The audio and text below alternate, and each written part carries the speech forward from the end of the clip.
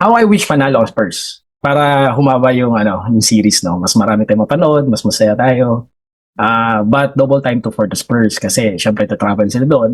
The game would be I think sa Tuesday. So may dalawang gabi sila. And ako tingin ko talaga nandiyan si Greg Popovich.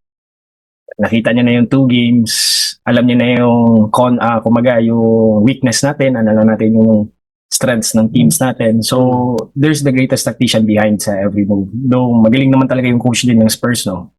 The moment. Pero, gusto ko manalo. Ako personally, gusto ko manalo ang Spurs. Kahit one game, wag lang ma-sweep, kahit one game. Para humaba konti. So, yun lang po. Tsaka mahirap maging 3-0. Pag naging 3-0 para alam natin sino ang champion. Despite of what's happening sa atin sa Pilipinas. There's this sports na nagkakaisa tayo sa sports.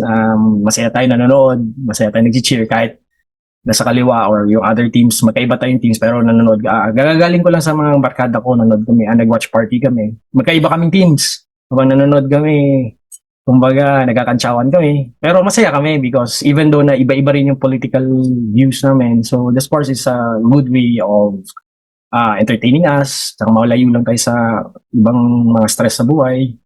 So, hopefully, kaya nga gusto kong humaba. Kasi parang kada gising lang natin, puro politika yung napapalamin. Gusto nga yung NBA na naman. Kung pwede lang, maglaro araw-araw si NBA para, Yes. di ba? Yes. Yun lang naman, yun yung message ko for everyone.